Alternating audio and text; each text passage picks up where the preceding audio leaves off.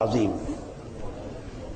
میں نے آپ کو حوالوں سے بات کی اور بات یہاں نہیں، اس کی اپنی کتاب تحفہ گولڑویہ، تحفہ گولڑ پیر میر علی شاہ صاحب کے رد میں لکھی تھی اس بے ایمان نے، تحفہ گولڑویہ، اس کے صفحہ 67 پر، اور کتاب روحانی خزائن اس کی جلد 17 پیج 153 153 پر وہ سن لیں. وہ لکھتا ہے کہ حضور علیہ السلام جب دنیا میں آئے تو ان کے پاس کل 3000 معجزات تھے، اور اب لکھتا ہے کتاب روحانی خزائن والیوم 21 پیج 72، اور اس کی کتاب براہین احمدیہ والیوم 5 پیج 72، اس میں لکھتا ہے حضور 3000 معجزات سے آئے اور مجھے 10 لاکھ 1 ملین معجزات عطا کر کے بھیجا گیا ہے.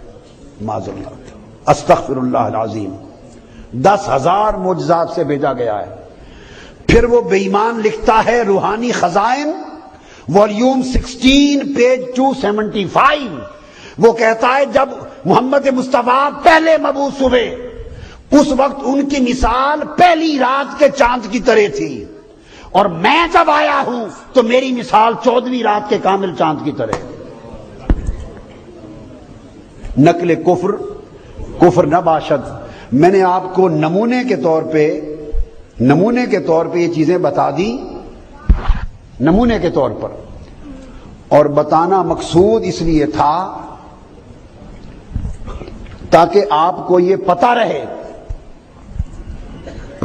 کہ ایک طرف یہ دعوے، ایک طرف یہ دعوے. کوئی آپ سے داؤ پیچ کرنا چاہے تو آپ اس کی گرفت میں دھوکے میں نہ آ سکیں. یہ 12 اس کے ترتیب باب دعووں کی ایک پوری لسٹ میں نے آپ کو دی.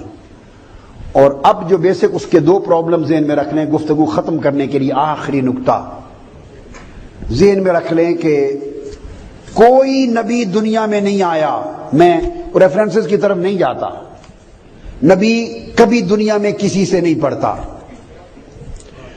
وہ بیان کرتا ہے کہ میں نے چونکہ معاذ اللہ استغفر اللہ میں نبی ہوں، لہذا میں نے دین کسی سے نہیں پڑھا، میں نے دین کسی سے، میرا کوئی استاد نہیں، میں نے براہ راست اللہ سے پڑھا ہے، براہ راست اللہ سے پڑھا ہے. یہ پورا حوالہ کسی مفسر محدث سے میں نے نہیں پڑھا، اللہ سے پڑھا ہے. اس کی کتاب ایام الصلح اور روحانی خزائن جلد 14 صفحہ 394 یہ لکھا ہے.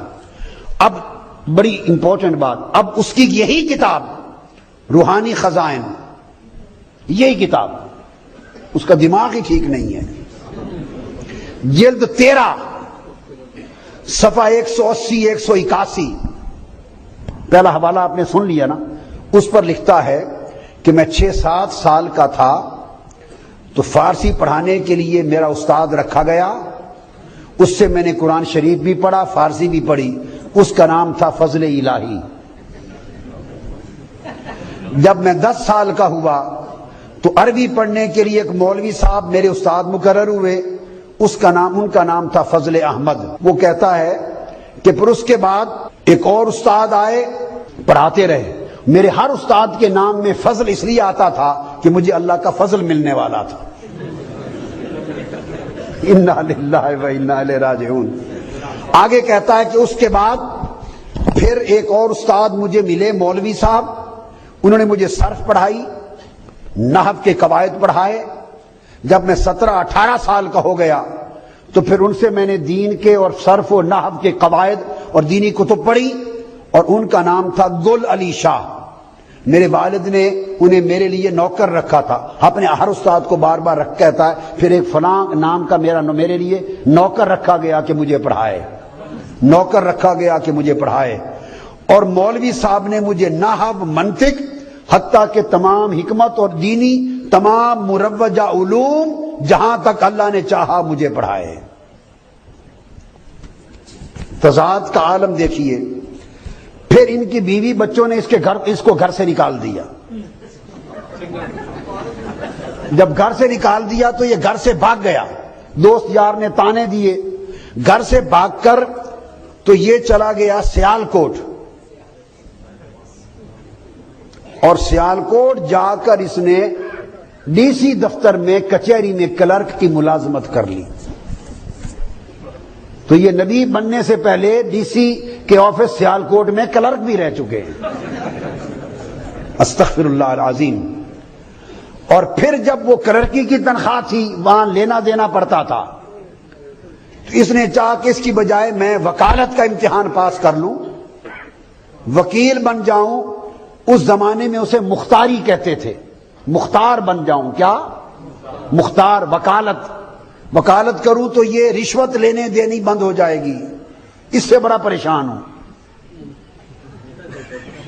کہ چونکہ نبی بننے والا ہوں لوگ یہ طعنہ نہ دیں کہ یہ کلرک تھا اور رشوت لیتا رہا ہے مجھ سے, اس لیے چھوڑ دوں, مختاری کا امتحان پاس کروں اور وکیل بن جاؤں.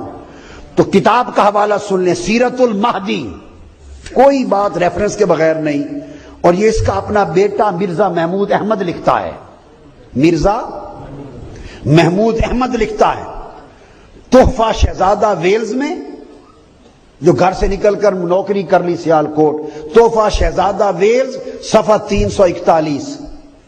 اور وہی مرزا محمود احمد لکھتا ہے اپنی کتاب سیرت المہدی والیوم 1 پیج 156. مرزا بشیر احمد, اس کا مرزا محمود احمد تھا, اس کا مصنف مرزا بشیر احمد جو مرزا غلام احمد قادیانی کا بیٹا ہے.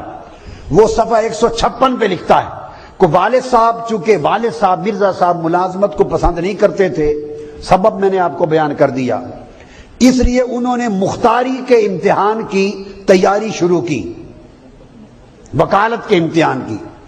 قانونی کتابوں کا مطالعہ کیا مگر کامیاب نہ ہو سکے, اس میں فیل ہو گئے. وکالت کے امتحان میں فیل ہو گیا. اس نے کہا وکیل تو بن نہیں سکا, چلو نبی بن جائے.